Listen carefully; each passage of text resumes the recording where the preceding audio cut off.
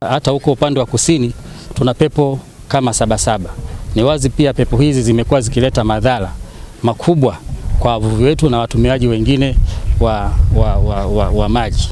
Tumeshuhudia hapa katikati kama ni wavuvi basi wengi mitumba yao ikiwa inapasuka na baadhi yao kuzama na kupoteza maisha. Hivyo basi ujio wa boti hii unaenda kutatua changamoto zote ambazo nimezielezea hapo. Ujio wa boti hii kwa upande wetu sisi mabaharia tunashukuru sana, kwani ilikuwa ni changamoto kubwa ambayo ilikuwa inatukuta sisi katika ziwa letu hili.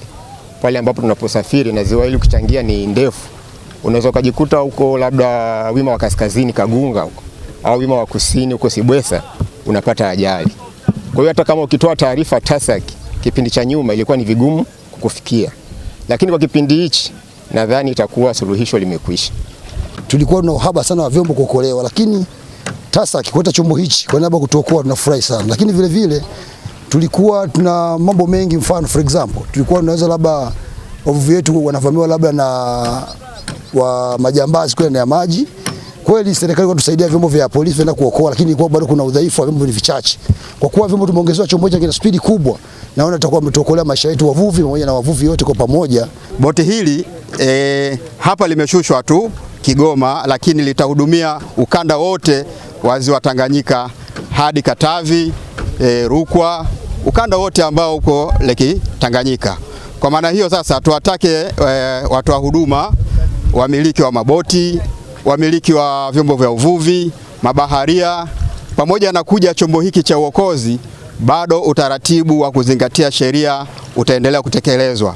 Kwa hiyo tuendelee kutoa maelekezo, kila mtu ambaye mwenye chombo cha usafirishaji majini, haijalishi hata kama ni chombo cha uvuvi, kuendelea kuhakikisha anakuwa na vifaa vya kujiokolea maisha. Kama mnavyofahamu, ndugu zetu wa Tanzania wengi wanafanya shughuli zao kwenye maji, ndugu zetu wavuvi, lakini kuna wasafirishaji wa mizigo na wasafirishaji wa abiria.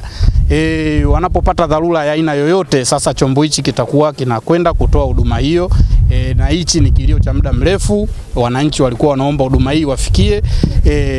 Tunaishukuru sana serikali ya awamu ya sita chini ya Daktari Samia Suluhu Hassan kwa kupokea kilio hichi, kusikia, na sasa kaweza kutufikishia boti ya uokozi kuokoa maisha ya Watanzania wenzetu. Kwa niaba ya shirika la wakala wa meli Tanzania TASAC tumefika hapa na sasa tumefanya majaribio na tumeona chombo hichi kiko sawa kwa ajili ya kuanza shughuli hizo.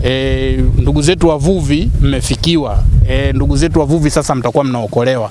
Mnapopata changamoto, changamkieni kutoa taarifa, mtapewa maelekezo rasmi, na maelekezo yale rasmi yatakapotoka ya shughuli hii, sasa mtaanza kuwa mnapata huduma kwa wakati.